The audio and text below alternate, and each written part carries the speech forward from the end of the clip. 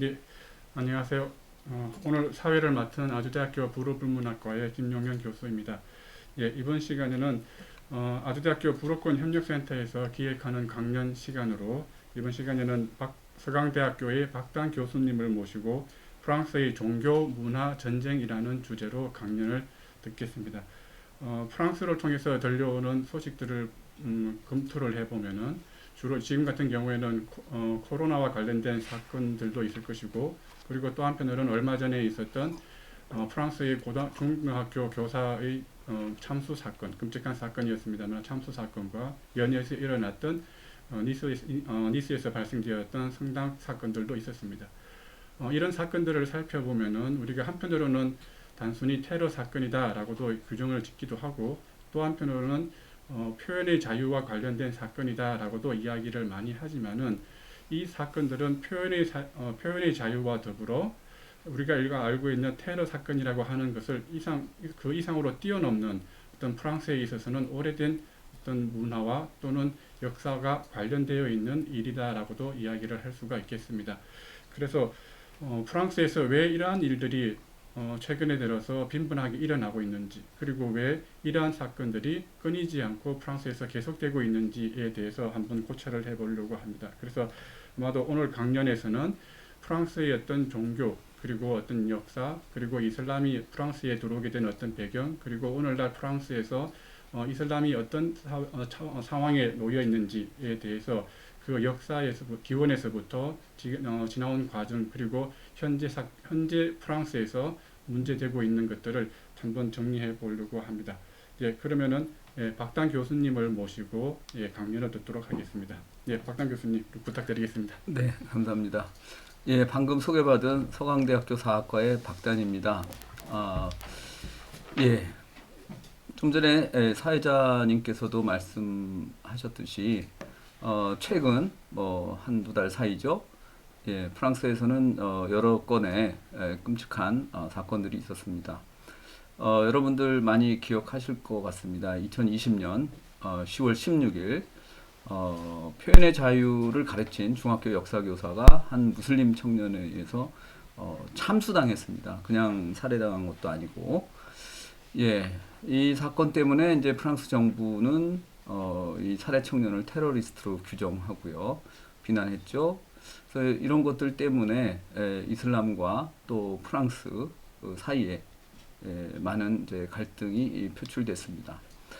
그 바로 며칠 후에도 또 니스 성당에서 테러가 일어나서 3명의 목숨을 앗아갔고요. 또 그 다음에도 리옹에서도 그리스 정교회 사제가 살해되는데 그 사건은 다행히 테러는 아니었고 뭐 치정에 얽힌 사건이었습니다. 그렇지만 프랑스뿐만이 아니라 많은 사람들을 놀라게 했던 그런 사건들입니다. 이 모든 사건들이 이슬람과 관련이 돼 있죠. 그래서 한 가지 궁금한 것이 프랑스는 왜 이슬람하고 그렇게 적대적인지, 또 다시 말한다면 이슬람은 왜 유럽 국가 내에서도 특히 프랑스하고 그렇게 적대적인지, 이 부분에 대해서 한번 그래도 역사적으로 한번 검토해보는 것이 굉장히 의미가 있을 거라고 생각을 합니다. 프랑스는 그럼 종교 문화적으로 어떤 사회였는지 한번 저희가 역사적으로 한번 살펴보도록 그렇게 하겠습니다. 잘 아시다시피 프랑스는 굉장히 오래된 가톨릭 국가입니다. 흔히 이제 프랑스를 교회의 맏딸 이렇게 이제 이야기를 하기도 하죠. 프랑스 역사를 우리가 언제부터 시작할 것인가, 이것도 많은 사실 논란이 있습니다. 그렇지만 통상적으로 이 프랑크 왕국이 수립된 때부터 프랑스 역사를 우리가 이야기할 수 있다고 한다면, 당시에 이제 이 클로비스, 예, 클로비스가 그 부인 클로틸드의 영향 아래서 기독교 세례를 받습니다. 이게 이제 498년인데요. 이 댄 브라운, 여러분들 2003년도에 아마 나왔던 소설로 기억하는데요. 다빈치 코드. 그 후에는 영화로도 만들어졌죠. 여기에서도 보면 예수와 마리아 막달레나의 혈통으로 클로비스가 이제 묘사가 됩니다. 그리고 인상 깊었던 것은 1998년도에 당시 교황이었던 요한 바오로 2세가 이 파리에서 멀리 떨어져 있진 않죠. 이 랭스를 방문해서 친구 공항에 내려서 땅에다가 입을 맞춥니다. 이 가톨릭에서 어떤 존경의 대상에 입을 맞추는 그런 이제 행위라고 볼 수가 있는데요. 왜 498년이냐? 1998년이냐? 바로 이 498년 클로비스가 세례를 받은 지 1500주년, 1500년이 되는 해였죠. 예, 앞에서도 말씀드렸다시피 이 부인의 영향으로 개종을 하게 된 겁니다. 이 클로틸드는 부르군투의 이제 공주였고요. 그래서 이 남편인 클로비스를 아리우스파에서 아타나시우스파로 개종을 시킵니다. 그래서 이 랭스 대성당에서 세례를 받은 것, 이것이 사실은 이제 그 이후에 대대로 프랑스의 국왕들은 이 랭스 대성당에서 즉위식을 하는 그런 전통을 갖게 하는 계기가 됐다라고 볼 수가 있습니다. 그 다음에 저희가 잠깐 또 한번 볼 사건이 샤를 마르텔, 칼 마르텔이라고도 해야 되겠습니다만 이 당시만 해도 아직까지 이 프랑크 왕국이 프랑스라고 말할 수는 없거든요. 예, 그래서 이제 칼 마르텔, 카를로스 마르텔이라고 이제 하면 더 정확할 것 같습니다.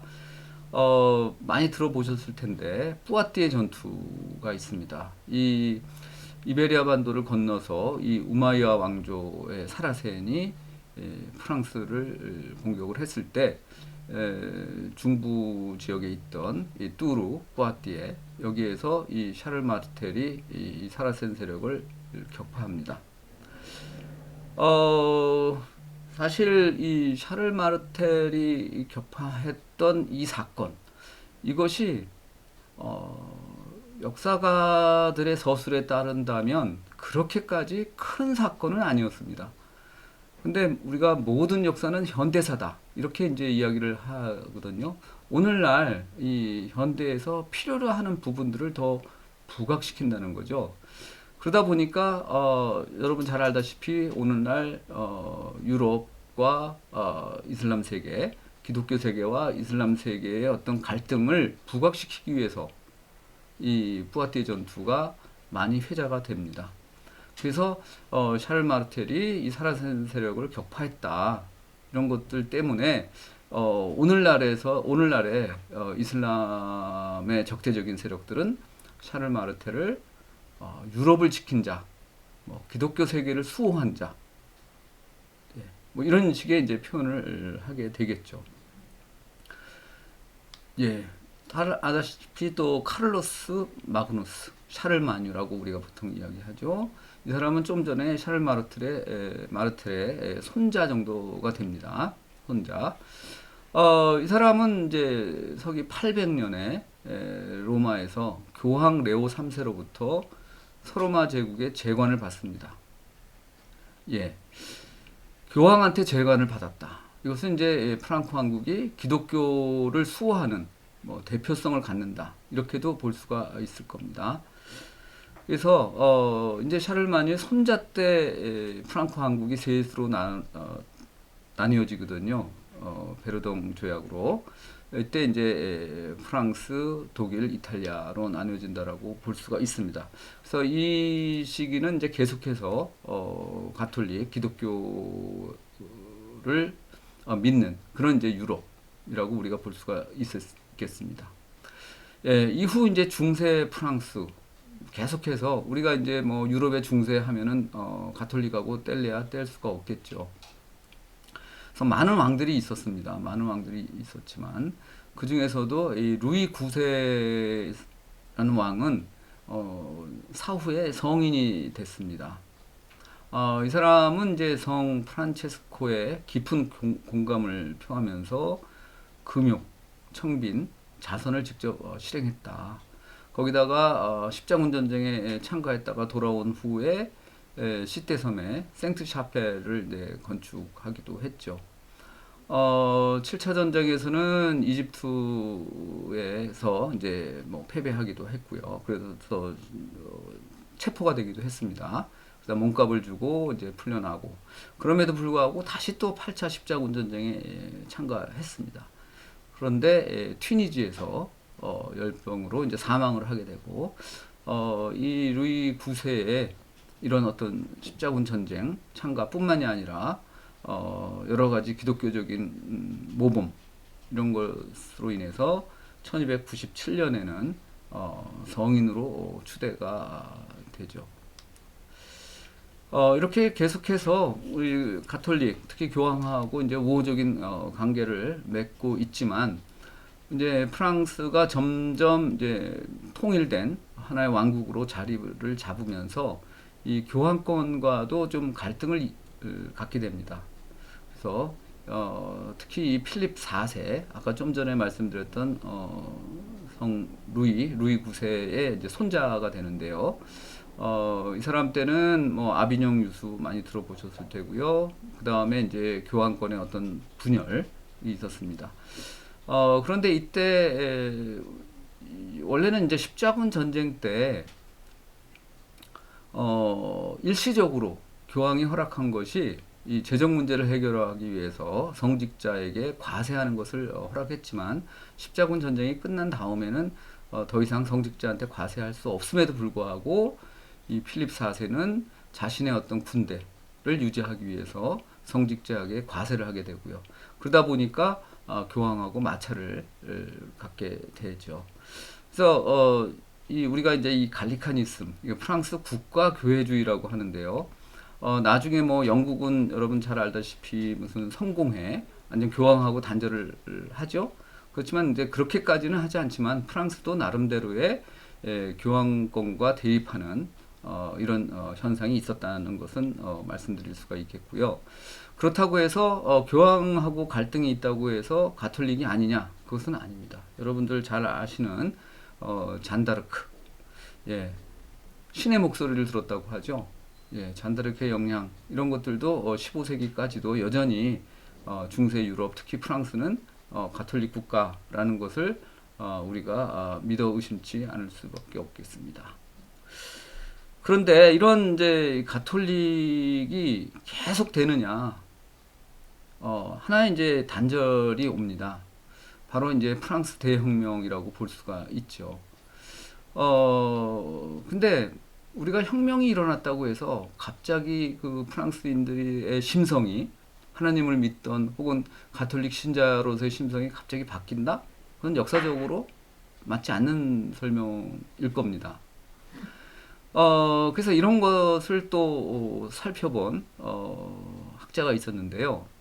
이 미셸 보벨이라는 파리 일대학의 프랑스 혁명사 연구소의 소장을 역임했던 분인데, 이분이 박사 논문에서 18세기 프로방스 지방에서의 바로크 신앙과 비기독교화라는 논문을 이제 박사 논문으로 썼습니다.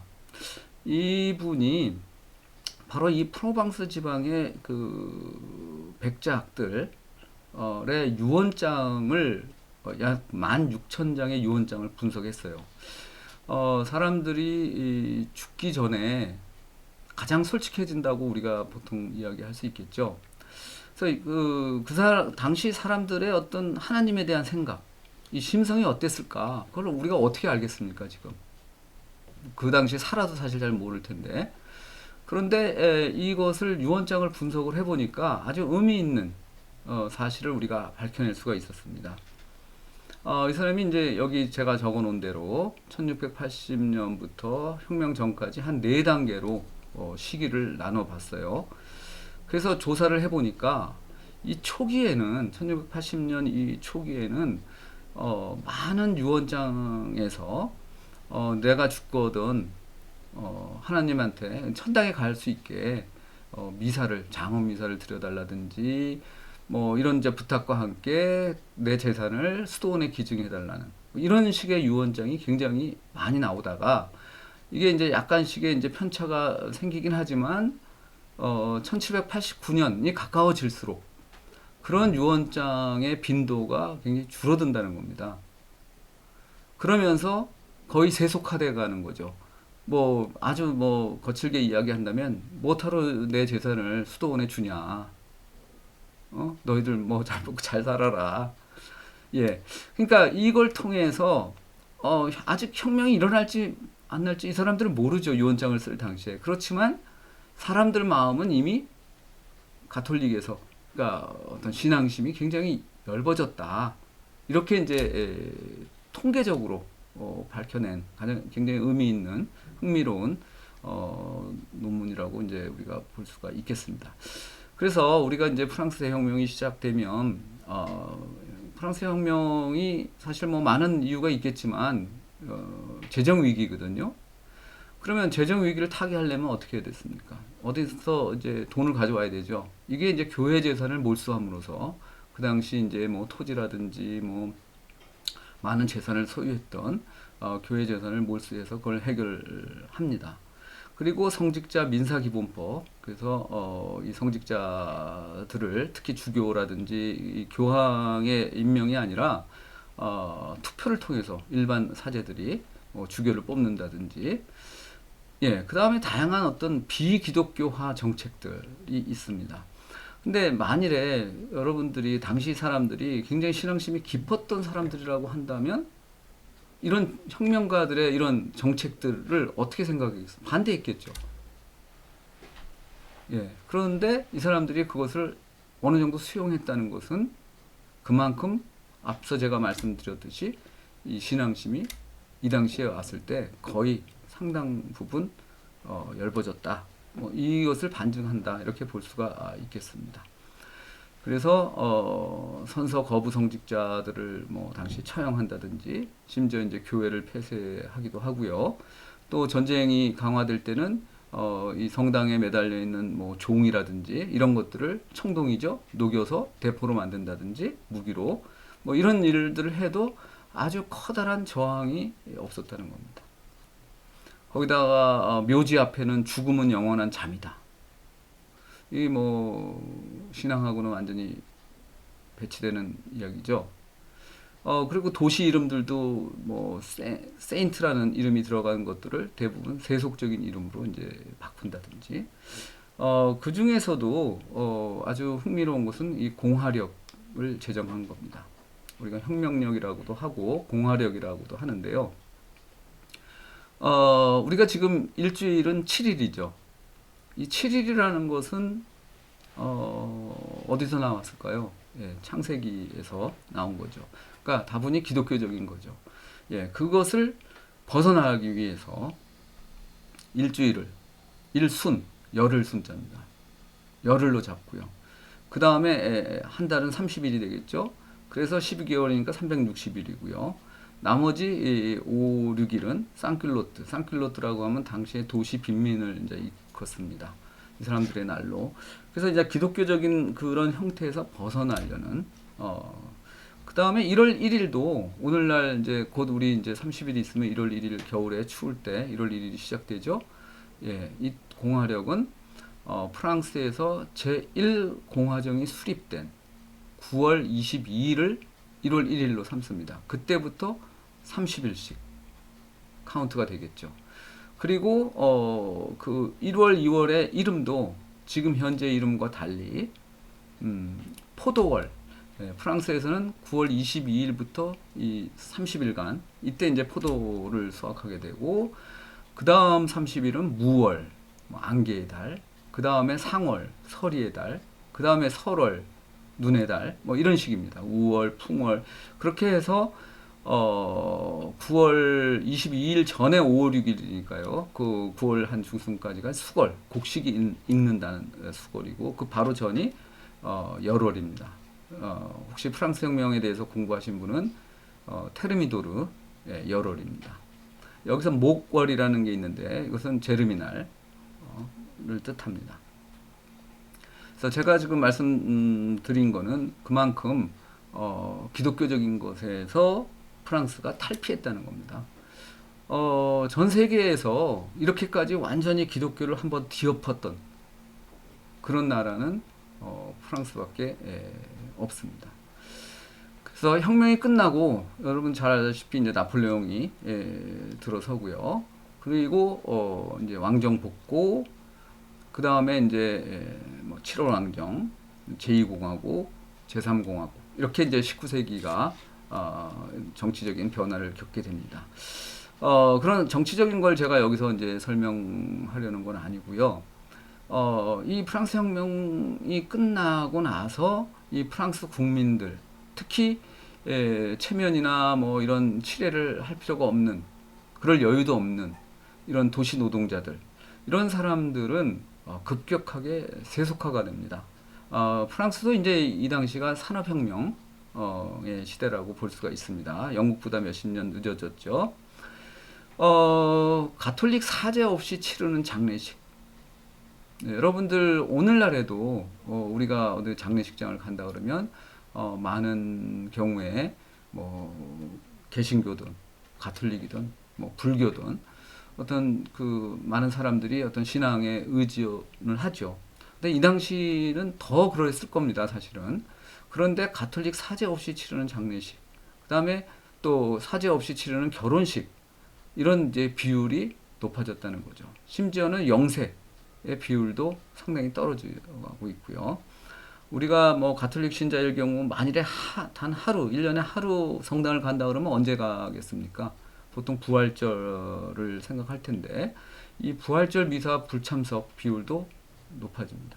물론 예외적으로 여성의 비율은 여전히 이제 높고요. 또 농민들도 높습니다. 그렇지만 도시 빈민의 경우 특히 이제 이 사제의 경우 많은 돈을 내는 부자들하고 노동자들을 이제 차별했다고 하는데요.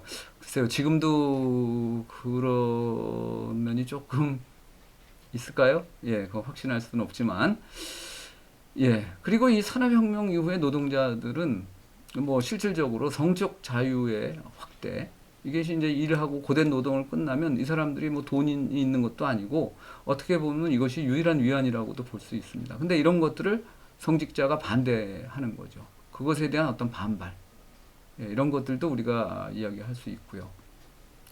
그리고 이 가톨릭 교회가 줄곧 노동자를 탄압하는 정부, 고용주의 편이라는 그런 인식. 그러다 보니까 19세기를 거치면서 많은 이제 노동자들이 세속화되는 그런 경향을 이제 보인다, 이렇게 볼 수도 있겠습니다.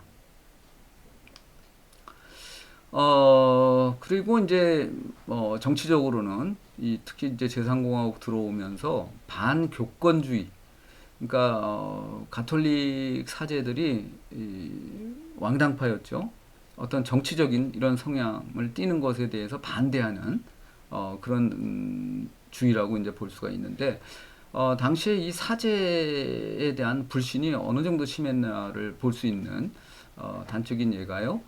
1867년에 발간된 라루스 사전, 지금도 뭐 프랑스에서는 대표적인 사전 중에 하나라고 볼 수가 있습니다. 여기에 사제의 사례라는 항목이 있는데요. 여기에 얼마나 그 노골적으로 써 있냐면, 돈벌이 근성은 관 앞에서도 멈추지 않는다. 기도의 길이는 지불된 돈의 액수와 비례한다는 것을 모두가 알고 있다. 예, 이런 이제 내용이 있습니다. 그러니까 당시에 어떤 이 가톨릭에 대한 어떤 불신, 이런 것들이 어느 정도인지를 우리가 좀 알 수 있을 것 같습니다. 그리고 이 학교 교육, 이것들이 이제 많이 여전히 사제에 의해서, 가톨릭에 의해서 교육되고 있었습니다. 신부님이나 혹은 또 수녀님이 이분들이 강의를 할 때, 그러니까 수업을 할 때 아이들한테 하나님이 보시기에 왕정이 최고다, 정치 체제로서는, 이런 이야기를 한단 말이죠. 그런데 프랑스에서는 1879년 이후로는 이제 공화파가 정권을 잡게 되고요. 그러다 보니까 이 교육을 이렇게 놔두면 이 아이들이 커서 공화국의 시민으로 자라기보다는 잘못하면 왕정을 지지하는 사람으로 자라나게 되겠다라는 것을 이제 우려하게 되고요. 그래서 국가가 초등학교 교사들을 양성을 해서 다시 말하면 사범학교를 만드는 거죠. 그래서 학교 교사로 이제 내보내는 이 사람들은 공화국의 어떤 최첨단에 섰다라고 해서 우리가 공화국의 기병이라는 별칭이 있기도 합니다. 그래서 이러한 그 반교권주의 현상으로는 당시에 뭐 의회 개시의 기도 폐지, 지금도 제가 우연히 영국 의회를 방문할 길이 있었는데 아침에 가봤더니 의회 개시에 기도를 아주 장엄하게 하는 걸 봤습니다. 근데 프랑스는 그런 것들을 이제 폐지하고요. 그 다음에 프랑스 내에서 수도회를 설립한다든지 이런 것들을 법적으로 금지시키는 이런 현상을 이제 보여주고요. 이것이 결국은 정교, 우리가 보통 뭐 국가와 혹은 정치와 교회의 분리라고 이야기를 하는 정교 분리를 예고하고 있다, 이렇게 볼 수가 있겠습니다. 그래서 마침내 1905년 12월 9일 프랑스의 당시 주도 세력이었던 급진공화파에 의해서 정교분리법이 통과가 됩니다. 이 정교분리법은 국가의 종교에 대한 중립성을 이제 원칙으로 선언을 하고요. 특히 이제 사적 영역에서는 종교의 자유를 보장하지만 공적 영역에서는 종교적 색채를 드러낼 수 없다는 것이 이제 대원칙입니다. 그래서 오늘날 뭐 나중에 잠깐 설명을 드리겠지만 뭐 히잡 착용이라든지 이런 부분들이 바로 이 1905년법을 어떻게 해석하느냐에 따라서 달리 설명될 수 있다, 이렇게 볼 수가 있겠습니다. 그래서 프랑스 뭐 간혹 학생들한테 프랑스의 국교가 뭐죠? 이렇게 물어보면 뭐 멈칫하다가 뭐 가톨릭이요라고 이렇게 말하는 학생들도 있는데 프랑스에는 국교가 없습니다. 그래서 다른 유럽 국가들 뭐 영국이나 독일이나 이탈리아, 에스파냐 뭐 이런 나라들하고 우리가 비교해 볼 때 프랑스가 얼마나 이 정교 분리가 엄격한가. 영국은 뭐 지금 아시다시피 국왕이 성공의 수장이죠. 예, 독일 뭐 교회세를 걷죠, 종교세. 예, 이탈리아하고 에스파냐도 우리가 오늘날 웬만한 근대 국가들은 다 정교 분리를 헌법에 놓고 있지만 여전히 친가톨릭이다, 이렇게 볼 수가 있습니다. 우리나라 헌법에도 당연히 정교 분리라는 것이 들어가 있습니다. 그러나 예전에 뭐 어떤 서울시장은 서울시를 하나님께 봉헌하겠다, 뭐 이런 뭐 이야기를 한 적도 있고요.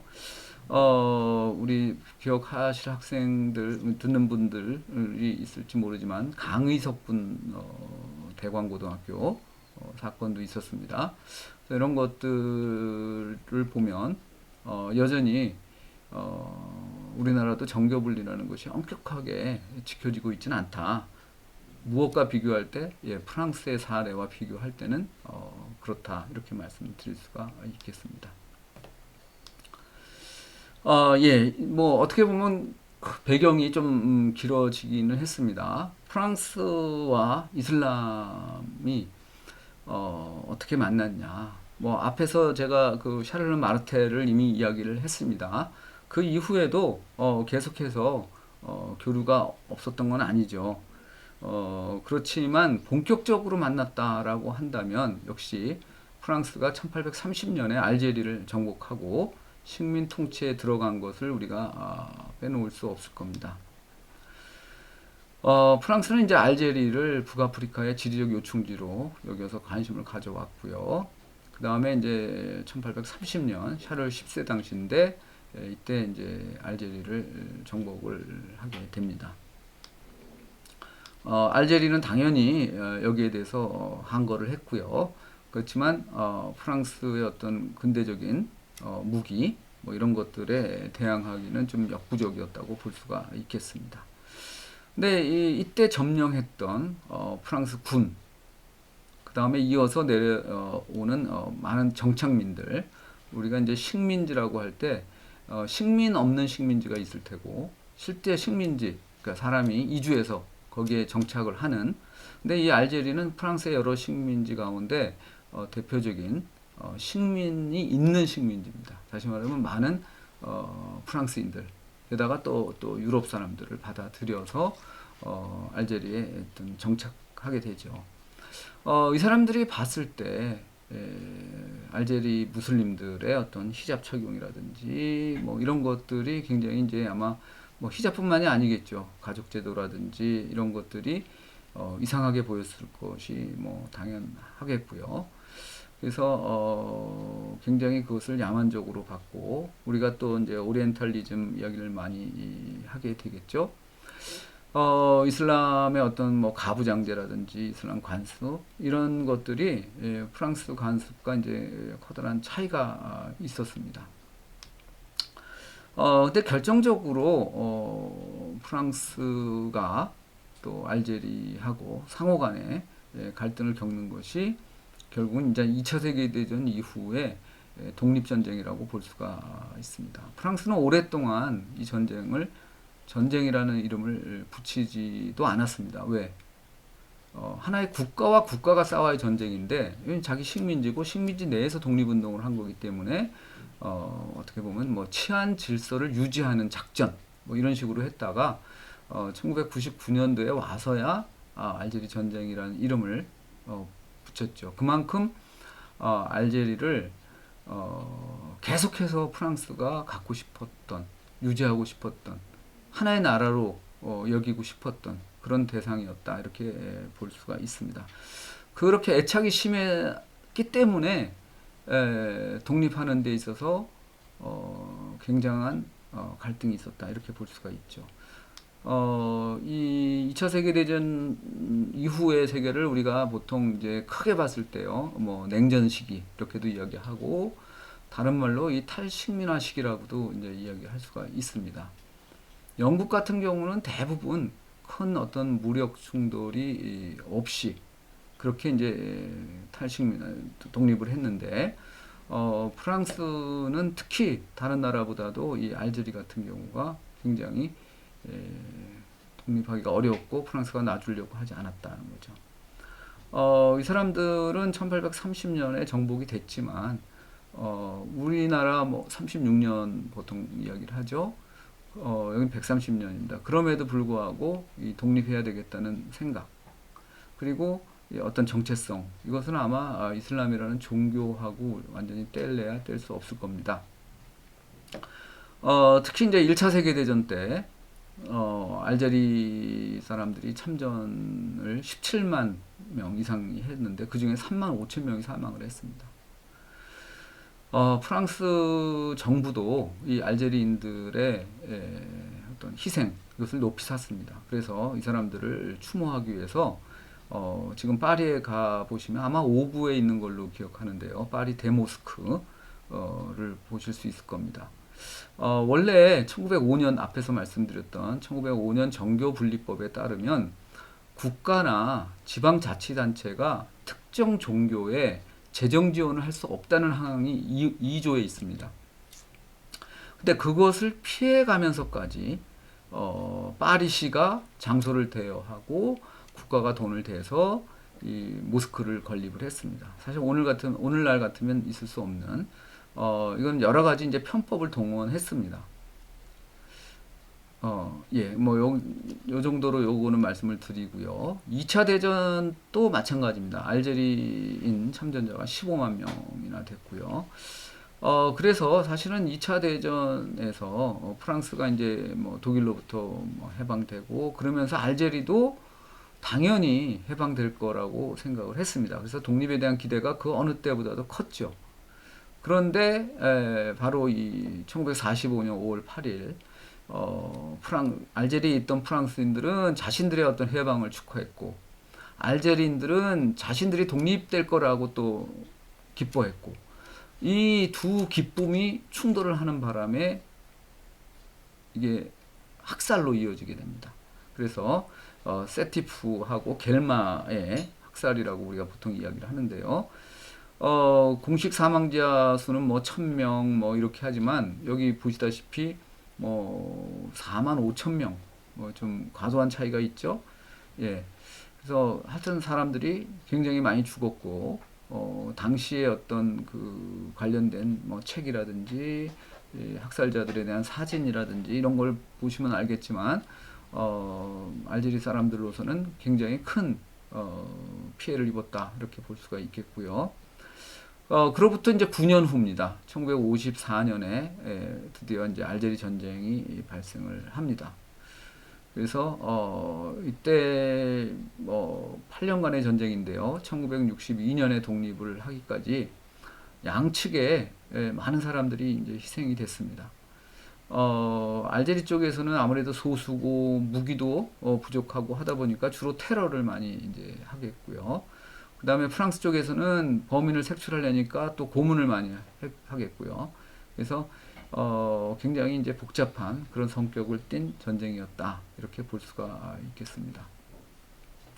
특히 그 가운데 알제 전투, 그러니까 알제리는 국가 이름이고요, 알제는 수도 이름이죠. 그래서 이제 공식적인 명칭은 알제 전투인데 우리나라에 이제 이게 그 영화가 번역이 돼 있는데 이 영화는 알제 전투라고 치면 안 나옵니다. 알제리 전투라고 해야 나옵니다. 그러니까 번역이 잘못됐지만 그게 이제 이미 익숙해진 그런 제목이라고 볼 수가 있는데요. 1957년 1월, 2월 알제에서 민간인과 군인을 향한 이제 폭탄 테러가 있었고요. 30명 이상이 사망하고 100명 이상이 부상을 당합니다.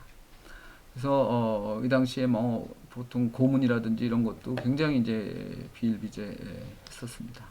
예, 이것이 이제 제가 말씀드린 질로 폰테코르보 감독, 이탈리아 감독입니다. 이 영화를 바로 알제 거기 현장에서 이제 그 독립한 지 한 얼마 되지 않은 시점에서 찍었고, 이 당시 여기에 출연한 많은 사람들이 그 주민들 자발적으로 나와 있는 출연한 케이스입니다. 예, 그리고 독립 바로 직전입니다. 우리가 파리 하면은 뭐 낭만의 도시, 인권의 나라, 뭐 다양한 이야기를 하지만 61년, 그러니까 독립하기 1년 전에 파리에서 알제리 사람들이 독립 시위를 했습니다. 그랬더니 이제 프랑스 정부가 야간 통행 금지를 실행을 하고요. 그래서 이때 파리 시내 지도죠. 약 12,520명의 알제리 사람들이 파리에서 체포당한, 그리고 파리 세느강에 사람들이 익사했고요. 길거리에 맞아 죽었고요. 사실 이거를 이렇게 공론화한 게 오래되지 않습니다. 제가 기억할 때 저도 뭐 제가 이제 80년대 후반에 유학을 갔었는데 그때만 제가 이제 현대사를 한다고 함에도 불구하고 이 내용에 대한 책들을 거의 보지를 못했습니다. 그러다가 90년대 초에 프랑스 할머니 한 분한테 이제 이런 이야기를 들었고, 당시 목격담을 좀 들은 적이 있었거든요. 그러니까 뭐 아침에 일어나니 이 공중전화 박스 앞에 죽어 있는 알제리인 뭐 시체가 있었다든지. 예. 그래서 이건 지금 여전히 논란이 되고 있습니다. 사망자 수에 대해서는 대략 뭐 많게는 뭐 200에서 300명을 잡는 경우도 있고요. 아니면 뭐 3명에서 5명을 잡는 경우도 있습니다. 그래서 90년대 중반부터 여기에 대한 이제 책들이 나오고 있습니다. 여기에 나와 있는 동파는요, 이 동파는 들라노에라는 파리 시장이 2000년도에 바로 이 알제리인을 추모하기 위해서 만든, 그 세느강에 보면 생미셸 다리라고 있는데요. 그 생미셸 다리 한쪽 편에 이 추모 동판이 있습니다. 그리고 이런 사건에 대해서 여기 신문을 보시면 올랑드 대통령이 이제 이것을 뭐 인정했다라든지. 근데 이때 파리 경찰국장이 여기에 나와 있는 빠뽕이라는 사람입니다. 이 사람은 이 파리 경찰국장뿐만이 아니라 알제리 도지사도 했고요. 또 원래 이 사람이 유명한 것은 BC 정권에 협력했던 사람으로 결국은 이제 나중에 잡혀서 감옥에서 죽게 되지만 그 전까지만 하더라도 해방 이후인데도 불구하고 지스카르 데스탱 대통령 하에서 뭐 예산 장관을 한다든지 뭐 이런 경력이 있습니다. 그래서 역사학에서는 굉장히 중요한 인물입니다. 예, BC 협력 문제와 함께 또 이 식민주의 문제를 결합한 뭐 그런 이제 사건으로 우리가 이야기할 수 있겠습니다. 예, 그래서 이제 62년에 마침내 해방을 하고 7월 달에 알제리가 독립을 하죠. 그래서 이 부분을 조금 이제 뭐 길게 말씀을 드렸는데 프랑스가 무슬림하고 굉장히 그 안 좋은 현재 안 좋은 여러 가지 그 상황에서 역사적 배경으로 우리가 이 이야기를 하지 않을 수가 없다는 거죠. 그래서 뭐 전쟁 결과는 뭐 수많은 사람들이 이제 죽었다는 거, 고문과 테러로 전쟁이 점철됐다는 거, 그런 부분들을 이야기할 수가 있겠습니다. 그러면 오늘날 어떻게 많은 무슬림 이민자들이 프랑스에 오게 되었을까? 이 부분도 뭐 간단히 살펴봐야 되겠죠? 예. 우리가 이제 아까 제가 말씀드릴 때 냉전이라는 이야기를 했습니다. 흔히 냉전의 시작을 이 1947년으로 이제 많이 이야기를 합니다.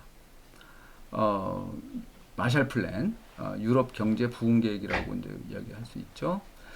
이게 결국은 이제 뭐 서유럽의 경제를 부흥시키기 위해서 미국이 돈을 대게 됩니다.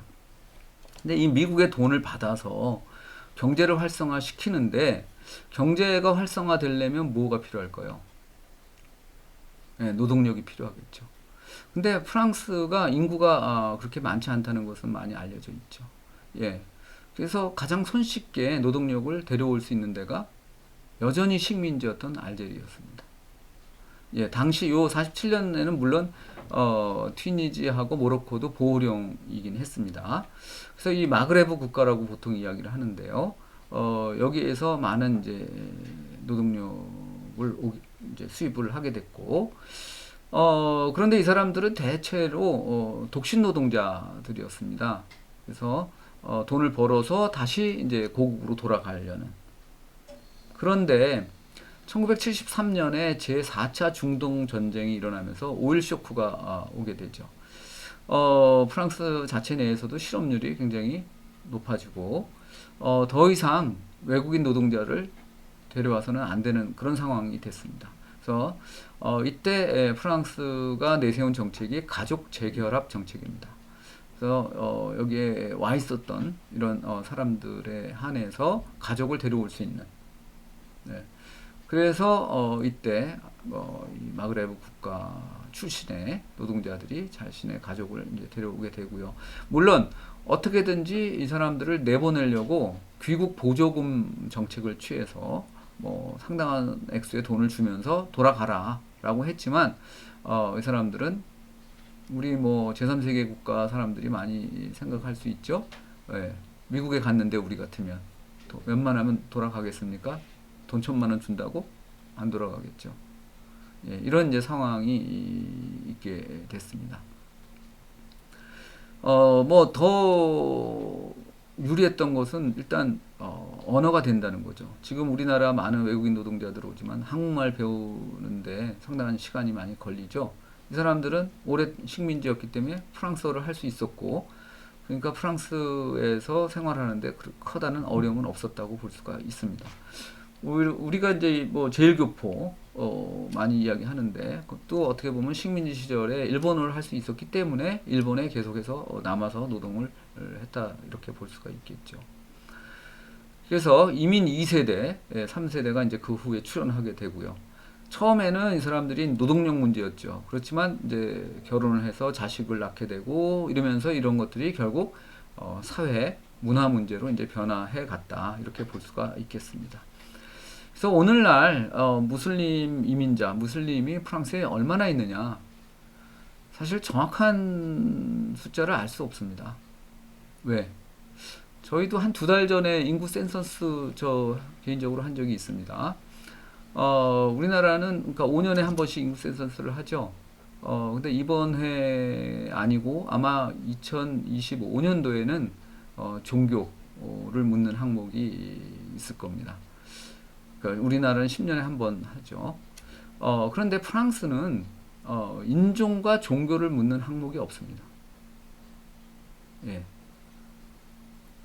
그래, 미국은 인종은 묻지만 종교를 묻지 않습니다. 특히 정교분리 국가이죠. 그래 놓으니까 정확하게 무슬림 인구가 얼마고 가톨릭 인구가 얼마고 이거는 여론조사나 혹은 학자들의 어떤 다른 방법을 통해서 우리가 추산한다고 볼 수가 있습니다. 그래서 이 땅에 프랑스에 무슬림이 너무 많다라고 주장하는 사람들은 600만, 700만, 뭐 구구파 같은 경우는 800만까지도 막 이야기를 하죠. 또 그렇지 않다라고 하는 경우는 370만, 뭐 400만, 뭐 이렇게 이제 이야기를 합니다. 그래서 그냥 대략 400에서 600만 뭐 이런 정도로 이야기를 저는 하고 있습니다. 그리고 이런 이제 가족들 2세대, 3세대에 대해서 사회적 차별, 그리고 아무래도 상대적으로 높은 실업률 우리가 예상 충분히 할 수 있겠죠. 그러면서 냉전 이후에 특히 국제정세에서 서구와 이슬람 간의 갈등이 이제 심화되는 부분 이런 것들도 우리가 살펴볼 수 있겠고요. 그러면서 이슬람에 대한 어떤 혐오 현상이 강화되는 상황을 볼 수가 있을 겁니다.